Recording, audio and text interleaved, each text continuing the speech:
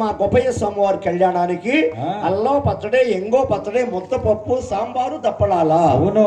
ఇలాంటి నా గరగరలో బరగలే ఉన్నాయా?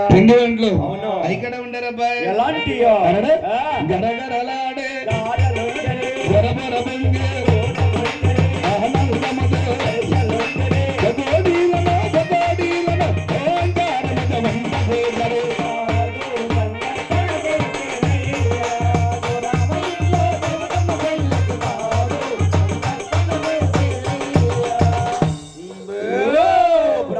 భోజనాలు మాత్రం తేరగొద్దు బాగుంటారు బావా. అలా కళ్యాణం ఇప్పుడు అసలయ్యా గోపయ్య గారంట. అలే గోపయ్య గారు అత్తవారిని 4 మాసాలు అరణ్యం చేశాడు. ఇక రానున్నదట ఆషాఢ మాసం. నాడైనా నేడైనా కొత్తగా పెళ్ళైన వారు అత్తవారింట ఆషాఢం రాదు కావున అది తెలుసుకుని గోపయ్య గారు అత్త మామ దగ్గర వచ్చి అత్తయ్యా అత్తగారు నామడగిరమా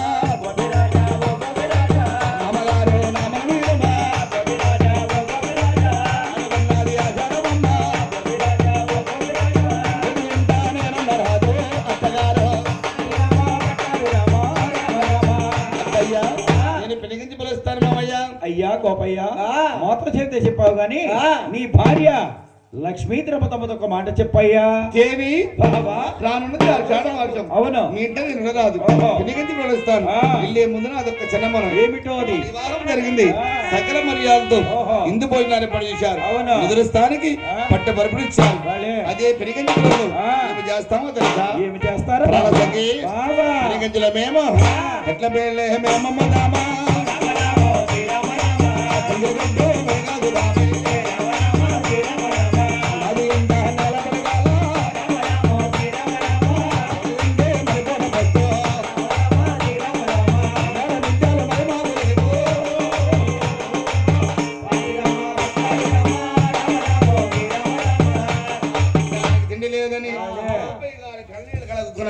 తన మోము చూసిన బంగారు తల్లి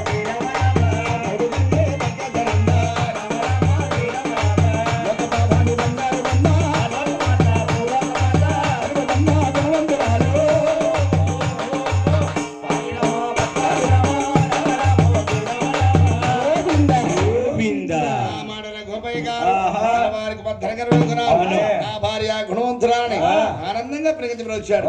ఆషాఢని శ్రవణ మాసం వచ్చింది. కొత్తగా పెళ్లి మాతో తిరుపతి మాట్లాడి పాటలు పాడి జాని సాధిస్తుంది. అది చూసి వార్తల్ని మీ పడు